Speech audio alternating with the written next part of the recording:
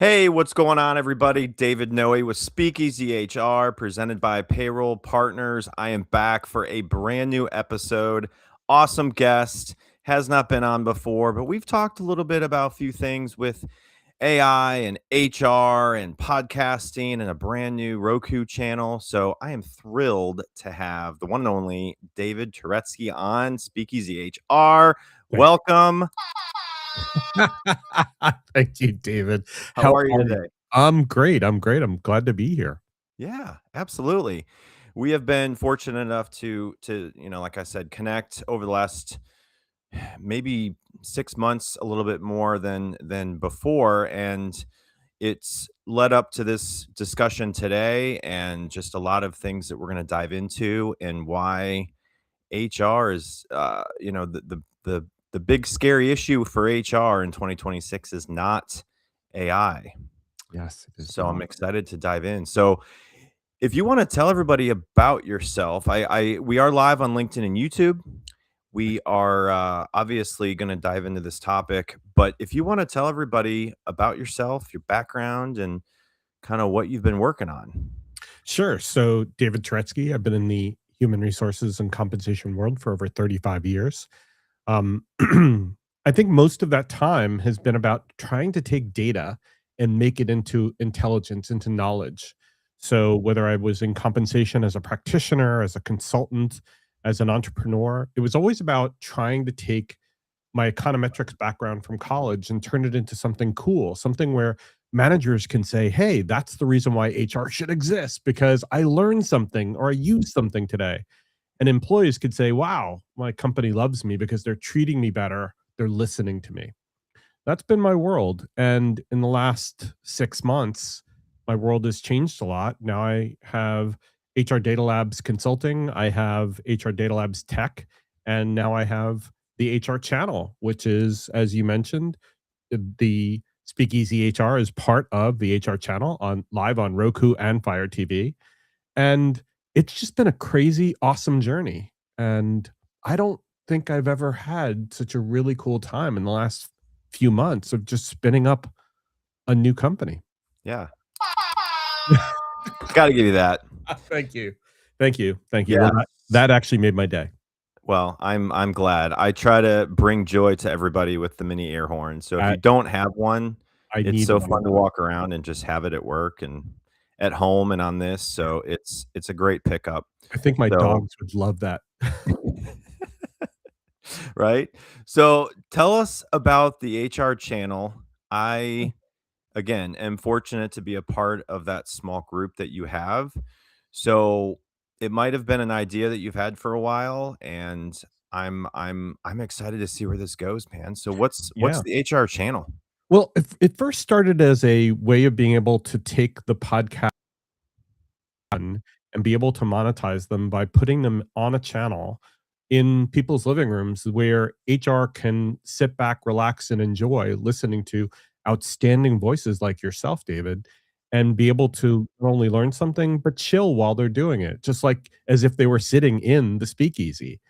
And it evolved a little bit to become a media company where we're going to be doing in person, I guess you could say conferences, mini conferences where experts like yourself will be able to talk directly to your audience. And we're going to go and do, I guess you could say, these mini conferences around the US first, and then maybe globally, but have two or three experts like yourself speaking in front of their audience, having conversations, and then doing a networking event afterwards. So you could really kind of press the flesh and really understand what they need and, maybe get some clients out of it too. Yeah, yeah, absolutely. And several others on the HR channel already have either been prior guests. So Mark Lane was on last week. He's got Ghosted by the Machine, Yep. and several others that have been on Speakeasy HR that are on Work Defined Community Mhm. for podcasts. So if you're familiar with those personalities and have been a prior listener, viewer of Speakeasy HR, I would strongly suggest to go out there and see Yeah. what is available now and what we'll be bringing out in the future. So there's a QR code on the screen that's to the website. You can Yep. go check that out, and super excited to be a part of this. And so again, Seems like just people coming on. Mark, thank you. Indeed, HR channel will be so cool. So we have people. I don't know. Like I know people in HR are burned out, and I Yeah. feel like we can be potentially a contributor to helping in their burnout and helping them create and collaborate and have these ideas that we can all learn from. And Oh there's yeah. so many ways that we can do that. So just getting creative with that and broadening that audience and awareness, I think it's gonna be so cool. I agree with you. In fact, the burnout thing is really real, and I'm going to have some guests on my podcast talking about burnout, especially in human resources. Yeah. And if you didn't burn out during COVID, um, you could be now because of all the things going on in the world and how that affects our Yeah. world in HR. Yep. And I've been around HR for 20 years, so I've done it through COVID. I'm doing it now, and I work for HR payroll tech company, so Yeah. I'm in it in a variety of ways. So, well, thanks for sharing all that, David, and more to come on the HR channel, more to come on what's going to be available with that. So, some of the questions that I ask guests, I really learn from, and it's more about their background and what advice they've been given along the way. So, can you think of maybe the biggest piece of advice you've received along the way in your career? Yeah, one of them is don't be a jerk. Um, Don't be. and I know it sounds like common sense, but one of my absolute mentors, and I love him to death, Tony Marzulli, once told me that you got to see the glass as half full and stop being a half empty person. And that changed my life. So yeah, don't be a jerk is what I'd say. I love that. I got to give it again. You keep them going. I'm gonna keep hitting that air horn, Yeah, David. love it. Tell you, Will do. the David and David show. Thanks, Absolutely. Mark. David squared. Um, so yeah, we are live on LinkedIn and YouTube. If you're here, thanks for spending part of your Monday with us. We are very excited to be having this conversation. So if you have any questions as we're live, ask them, put them in the chat, and would love to hear from you. So, okay, world famous envelope icebreaker game is next, David. So think of a number 1 through 15, and we're gonna get to it. 10.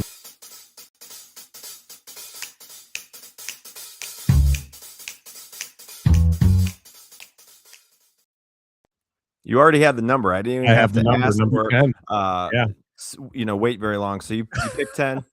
You even had it You before gotta the be transition. decisive, David. You gotta be decisive. 10. Okay. Uh-oh. You're in charge of renaming HR. What's the funniest yet oddly accurate title you'd give it? Oh my goodness. Um, what's What are we fascinating is I worked for Morgan Stanley in the early 90s, and we went through a renaming, and we called ourselves the Office of Development, Okay. which is OOD. And I was the compensation manager internationally, and we were the London Office of Development. So what were we? Lewd. Lewd. So I didn't have to create that one. No, it was already there for me. Yes. That was, That is awesome. yeah. That is awesome. Okay. Well, good. I always love to play that. There's so many good questions in there, and sometimes they're HR related, sometimes they're completely off the wall. So Love well, HR. thanks for spending time through those questions. So just a couple of comments and messages from our sponsor, payroll partners, and then we're going to dive into your topic, David. So hang tight. We'll be right back. Finding a new employee takes time and money. For one position on a single job board, you could easily spend a minimum of $5 to $10 a day advertising a job post. It's worth noting that the average time it takes to hire a new employee is 36 days. However, it can take longer than that. You could find yourself paying hundreds of dollars a month for a single job board. And if you're using multiple job boards for multiple positions, this could add up to thousands of dollars a month. There is a much simpler and more affordable way of finding the right candidate. At Payroll Partners, we offer an applicant tracking system to help manage your hiring process. Our ATS is customizable, allowing you to decide which days you want to run the job and when to close it so you don't break the bank. And this feature lets you e-blast your network, hosting jobs on multiple boards at once, all managed in one location. Payroll Partners, elevating your payroll and HR experience. So look, there's so many different technology platforms out there. They all do about the same thing. So if yours is not working out for you and your team and the service is bad and all the other pain points, connect with me, learn about payroll partners and what we can potentially do for your business. Would love to connect and just hear about your situation. So payrollpartners.net. You can look me up on LinkedIn. Would love to talk. Mark had, when I asked the question for you, David, about what would you rename HR, I think this deserves Yeah, Mark Miller is a genius. Chief Irritating Officer. So if you are in HR, you might be able to relate to Mark with the Chief Irritating Officer. So thank you, Mark, for playing the envelope icebreaker game as part of the audience. So that's awesome. Okay, so the top shelf topic is going very fast. I'm gonna have to slow this baby down. There we go.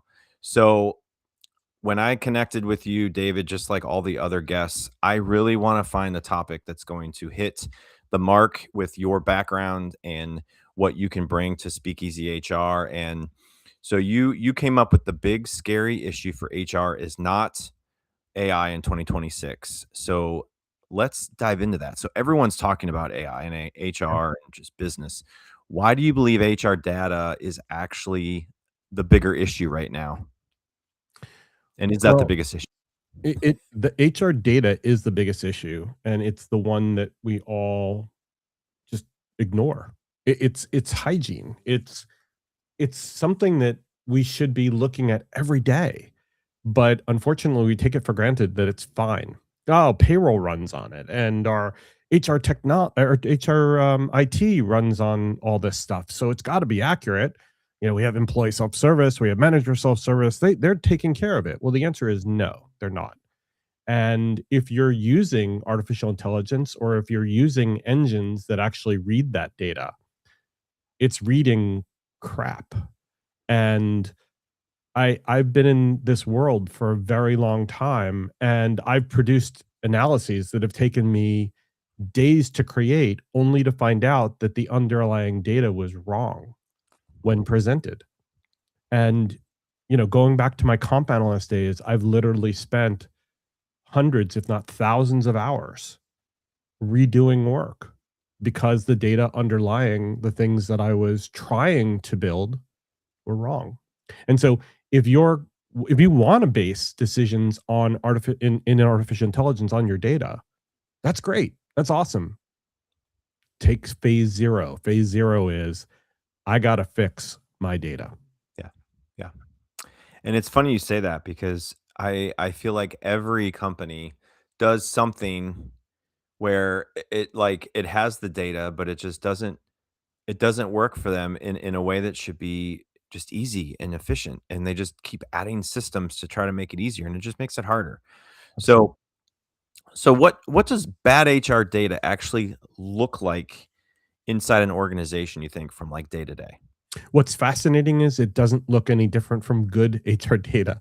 Some of the problems is that we have so many multiple systems that are attacking HR problems, recruiting, payroll, time, talent, compensation, that they're all systems of record. And when you have multiple systems of record, one of the most important components of that is keeping them in sync. Yeah. Well, how do you keep them in sync? You have to bring them into a data warehouse and they have to look appropriate. They have to look right. They have to be able to jive. And if they don't, what you're doing is you're creating lots of great napkins that you're putting in drawers. And what I mean by that is, how many times have you ever heard of a succession plan that was written at a restaurant, on the back of a napkin? The manager comes back to their desk and they slip it in their drawer. Well, that's what I'm talking about, is that we have lots of napkins and lots of drawers that never see the light of day. And that's the problem. HR data may be perfect or pristine in the recruiting system, but the moment that comes over to the HRIT to become an employee record, it's now dirty. Yeah. And I'll give you some examples. One example is job title. You might have the ability in your HRIT to lock down your job table so that job titles aren't created ad nauseum. But when the recruiting system brings over a job title, well, that was created by the recruiter. So plus one. Here's another one that comes over. The job description from the recruiting system is different than the one in the compensation system or the one in your HRIT. Your payroll data typically doesn't have job title. And so when you're trying to do analytics on your payroll system, you can't, or you can't do it well because it's not getting fed job title or job family or job function. Those are just some simple examples where, the music doesn't jive because all of those different systems are playing off different sheet music. So, yikes. So where do you think companies go wrong first? And I would say, think of it as like different markets. You got a small business, you got a mid-sized business, and a large organization that is, thousands. They all probably go about it in a different way as it comes to being the first way they go wrong. So like from data collection and data storage and usage, like where do most companies go wrong first? I think one of the biggest problems that companies have great intentions, but they fail in execution. And what I mean by that is they try and do the right things for their employees. They try and give them the promotions when asked for. They try and develop career paths that have been asked for. They respond to managers who say, this person's leaving, I have to give them a counteroffer. Well, those are all great. But because there's no process put in place to make sure that all of those things that I've just talked about are done in a way that doesn't break the data governance behind them, because of that, what you're doing is you're just starting from a place of good. You're creating the right transactions, but you're doing it in a way that will make your life more difficult down the road. And so, a lot of it comes down to trying to do the right thing, trying to get the transaction complete, trying to keep that employee happy, trying to make the manager happy, trying to get business done. Yeah. And then HR looks like this bad person by saying, hey, wait a minute, stop. Before you put that job title in, let's make sure that it belongs in our system. Well, that's HR getting in the way. Yeah. So why is it so hard for organizations to treat HR data with the same seriousness as like financial data? That's a great question, David. The reason is because financial data is the language of the investors, right? Mhm. It's the language of regulators. There's rules for it. We have GAAP rules, and in many cases we have laws that the CFO will go to jail if they did something wrong. HR is the Wild West. HR doesn't have to worry about that. We have to worry about people getting paid. We have to worry about ADA. We have to worry about pay equity. We have to make sure that we're doing the right things for people. We have HIPAA. We have lots of regulations, but nothing that talks about making our data pristine. Yes, yes, yes. We have government reporting. Yes, government reporting says it's got to be right. You could get in trouble for not being right. Well, what does right mean? Or all the titles have to be right? We actually have forms for EEO1 where, somebody could say, I don't want to tell you my ethnicity, or I don't want to tell you my race. And that's okay. They don't want to tell you your gender, but that's also okay. But what it means is that our data being supported or being reported to the government isn't exactly right, or it's not useful. And so the problem is that we're not bound by any regulation that says you must have clean HR data. Okay, you might actually report to Wall Street, and if the data is not clean, you might report the wrong things. But that's a decimal point, like a thousandth or 100,000th. That's going to be a problem for you. It's not material, in the words of the Wall Street regulations. It's not material to your operations, and until it becomes material, it's not going to rise to the level of the CEO going, why is our HR data wrong? And it's funny because one of the biggest pieces of a budget are payroll, workers' comp, benefits, right? 401k. And yes, there are some governance around like Oh, yeah. offering benefits and offering a 401k and all that. But yeah, it's fascinating. So But why by is the it? way, sorry, David, but by the way, what you just said, those things need to be pristine. But the one's in a benefit system, one's in a retirement system, and Yeah, one's in the payroll system. yeah, And they exactly. have to be right. But Right. when it all comes back together, David, it's off. It's off by a Yeah, little bit. It's okay. yeah, yeah. Yeah, and I mean, I have seen it really close in what I do on a day-to-day basis now, what our clients see day to day, and integrations are so key and critical to the the the effectiveness of a system and the data. So my life's gotten way easier. I was a prospect before I joined Payroll Partners, and I was way inefficient with everything I was doing. It was during COVID. I was with a much different environment than I am now, but our data was horrible. Our systems were horrible. We had payroll every Friday. And I hated walking in and having people at my door like saying, "Hey, my payroll's wrong. I didn't get paid right." It's like a revolving cycle every week. And Mm, then I had to use most of my Friday, which is usually supposed to be your favorite day of the week. It's my least favorite day of the week because everyone was usually mad about their payroll being wrong. And I was trying to find a way to pay them right. right. So, you're not only talking about data, you're talking about payroll being wrong. And it's the Mm. effectiveness of like having someone's paycheck getting right and trusting them to have your payroll right. So it just, I've experienced that firsthand, and now I get to really see it on my end now with our technology offered to businesses. So, Mm. what role should HR leaders play in improving data literacy across the organizations? That's a great question. I think that most HR leaders allow their individual silos to manage across themselves, try and coordinate across themselves. Yeah. My advice as an HR leader would be to tell your teams to get together and figure out what is it that we're not doing? What is it that might seem like it's okay for right now, but we've got to clean up. I'll Yeah. tell you things like the job table, the organization tables, the key data that we have, the demographic data about our employees. It all matters. And because each one owns their own siloed piece of this, they may even own their own system of record. They may actually have one technology like a Workday or an ADP Workforce Now or another system that actually runs the whole thing from soup to nuts. But still there are these problems in the data. So Mhm. it doesn't necessarily need to be a best of breed problem versus a all-in-one system problem. It could be both. Right. Have your people sit down and talk about what does good look like and how do we get there and how do we maintain it.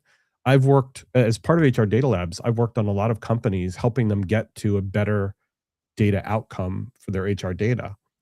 But unless you put in place processes that make it sustainable and that keep the HR data pristine as possible, because we're humans, we're always going to make mistakes. The manager doesn't tell HR that they field promoted someone, or that they wanted to give them an increase even though it wasn't allowed at that point, but they gave them an increase in the middle of a pay period. um, that stuff happens. We're human and we make mistakes, and miscommunications happen, but we've got to try and minimize them. So my advice is try and minimize them by creating sustainable processes that make your data live and create hygiene. What is it that they say when the clocks fall back or when they roll forward? Change your battery on your fire alarms. Yep. That's basic hygiene for keeping your family safe. All I'm saying is try and find ways of building that kind of a process where, we're doing our merit process. Let's clean up our data. We're doing a benefits enrollment. Let's clean up our data. We're merging with another company. Let's clean up our data.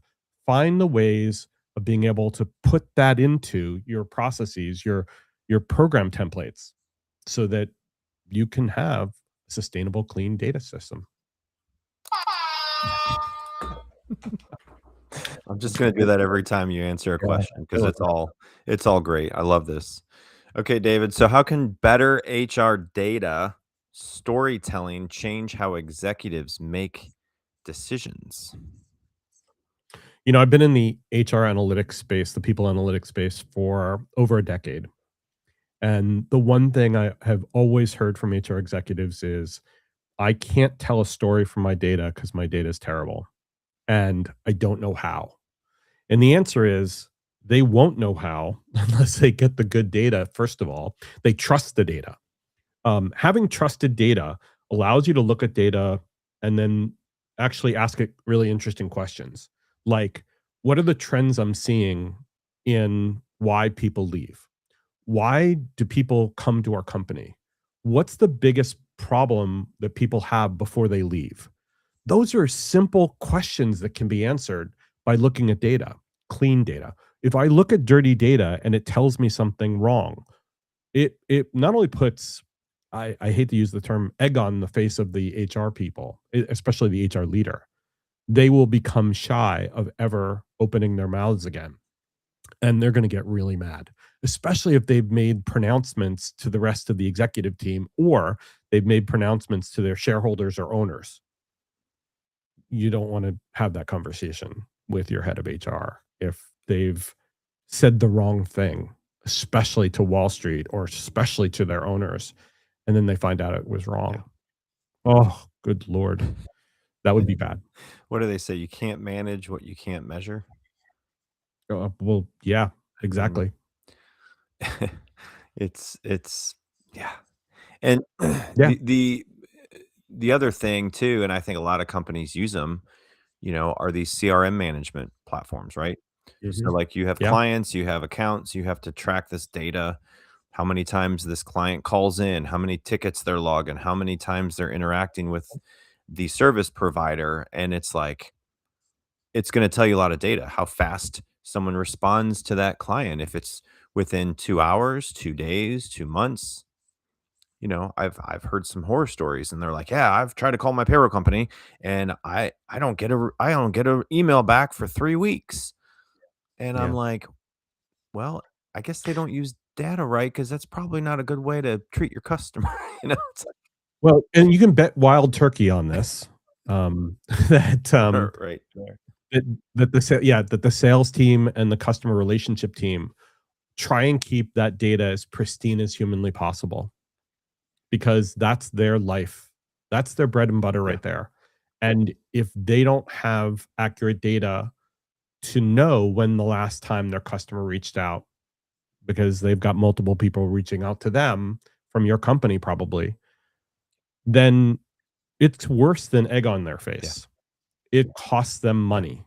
And we all know keeping a client is less expensive than getting a new Mm. one, right? And the life bread and butter of sales and customer relationship people is that data. And we should feel the same way about our HR Yeah. data. So let's talk about total rewards transparency, and how does better data support that effort? Well, I'll tell you how it doesn't. Because if you have dirty data and you don't know what your people do, then when you start providing them with ranges of pay and they say, what job is this for? Because my job doesn't get paid anywhere near that. And if I go talk to my friends in the market, they're earning double this or at least 50% more. Again, that makes you look terrible. And you need to know. And if you're a comp person like I've been, you know that making sure the job description is not 100% accurate, because it never is, but if at least it's 80% accurate, then you've got something to talk to somebody about. And we've always heard the story, David, about, is compensation data up to date and recruiters have better data and blah, blah, blah. Right now, it's all noise unless we're sure what jobs we have, we're sure about our markets, we're sure we know the background of our people. So, what pay transparency does is it shines this huge spotlight, and we watch the cockroaches scatter in between the bad HR data because we haven't shined a light there, and those cockroaches are bad data. Yeah. And when we turn that light and that spotlight on this bad data, and we look and we say, "What are we doing here, man?" Not to get too passionate about it, but it causes us to say, we've got to stop and go back to the beginning and look at our data and try and make make amends of what we've made a mess of. If you're in a state that has pay transparency, you know that you've got to get good pristine data about your people and their jobs because the law requires it now. There are Yeah. regulations requiring it. Like we were talking about before, until that happens, until you've got those regulations until you're forced or required to, you don't. Yeah. Now you do. Yeah. We are live on LinkedIn and YouTube with David Turetsky, founder of HR Data Labs, HR Data Lab podcast, part of the Work Defined community, and now the HR channel. So if you are watching live and have a question, throw it in the chat. Mark, I will be a guest soon. Yeah, let's talk. Mark Miller, my friend. Let's talk. Would love to talk about what you would bring to this, and anybody else out there. Really, honestly, I've talked to people that have been on podcasts before that have their own podcasts, or mine was the first podcast they went on, and it's been a lot of fun to bring people on that have different perspectives and different experience levels with podcasts. Not that I've got years and years of experience, but it's been a lot of fun the last couple of years doing this. So, David um, Noe, you are an outstanding podcast host. you knew that was coming. Yes, I did. I'm telling you, if you don't learn anything today, which obviously you probably will from the mastermind, David Turetsky, get a mini horn. We need to find where those So are fun. sold Especially, and then sell. especially when you're, if you have kids and they like do their chores, like, way to go, Matt. My kids think it's hilarious. Or your wife, whatever you want Oh, to yeah. do. My Oh, my yeah. my wife is great. She's my best friend, so I don't have to encourage her too much. But my kids are not always on board with doing their work. Um, Mark, okay, maybe before you look at the data, you might need to look at the existing workflow and Yeah. process steps.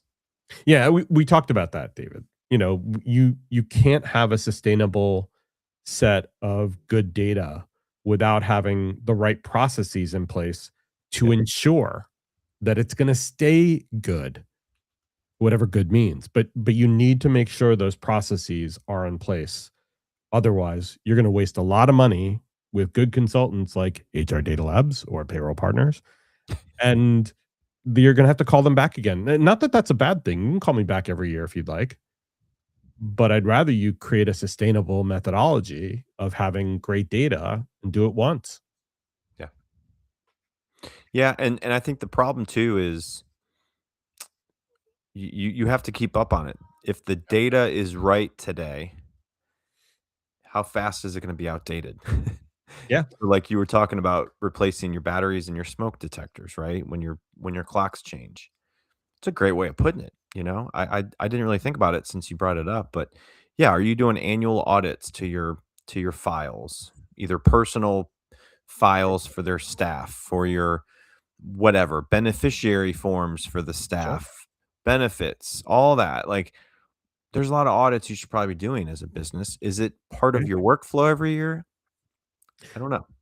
It probably is. Like if you're doing your 1095 forms, CHC 1095s, you probably do need to make sure that your beneficiaries are up to date and you have all the appropriate addresses for your employees. So when you send it out to them, in the old Yes. days, we used to send these through snail mail. I think they still do. I think it's still a requirement. Yep. The address has to be accurate and the data in that form has to be accurate. So you got to do an audit on that. And as I said before, when you're doing your merit processes, your data has to be accurate. Otherwise, Absolutely. you're going to waste a lot of money and time. Yeah. All right. I'm going to leave you with this question, David. If you could give HR leaders one practical step to strengthen their data foundation in the next 90 days, what would it be? Have that meeting with your staff, have that meeting with your team, have them sit down, talk to them about working together and creating a sustainable HR data governance strategy. It's not one person's to own. It's not the HRIT manager. It's all of their job to own it. Have them sit down, have them talk it through, and have them talk together and work together to create that sustainable plan. Yeah. And if they need to, call you or me, and we'll help them do it. Absolutely. Would love to hear from people and hear what they have going on with their payroll and HR data, systems, setups. Would love to talk. So Speakeasy HR is part of the brand new HR channel, as we talked earlier in the episode. So it is live. There we go. The HR channel. So you can go to Roku, Amazon Fire TV, go to the QR code on the screen and check it out. More to come.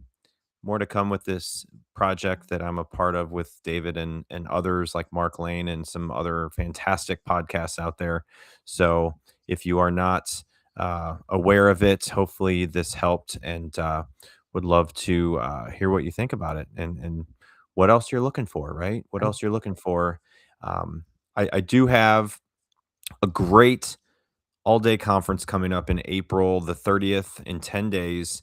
It is the HR Collaborative in Cincinnati, Ohio. I'm going to be live with 2 episodes with Speakeasy HR, interviewing all 11 speakers. We have 2 keynotes. We have HR credits. We have fantastic people from the region coming to speak on several awesome topics, and would love for you to be there if you are within a 1 or 2 hour radius of Cincinnati. It's worth your time. I promise you.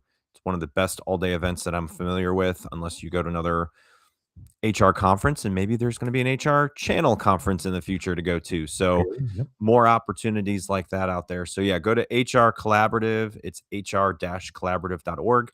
Check it out. Look at the speaker list. There's going to be a bourbon tasting at the end of the day with my fantastic group at Wenzel, just to throw them out there. We're going to have a bourbon tasting. So if you like bourbon or happy hours, that's part of the end of the day. So it'll be wrapping up the conference. So anything else you want to add to it, David, that we didn't bring up, or anything else that you really want people to know? No, I really applaud you, David. You're one of the best voices in the HR world, and I love listening to Speakeasy HR. I learn something every time I do, and I appreciate you being a part of the HR channel. And as you said, looking forward to many years of many in-person events with the HR channel lives, Yeah. and talking to people and hearing what they have to say. Yeah. No, this has been awesome. I greatly appreciate your time. I know you got a lot of balls in the air with all of your work and all your projects. So keep up the great work. Thank you. One day at a time, and excited to be a part of that ride with you with HR channel. So appreciate everyone tuning in and learning with me and hearing this air horn just a few times. And I hope everyone has a fantastic Monday. It's springtime, the weather's changing, and I'm just excited for the next several months with everything that we have going on. So David, appreciate your time today, my friend, and we will be chatting with you soon. Enjoy the rest of your day, and appreciate your time, bud. Take care. Thank you. Take care, everybody. Cheers.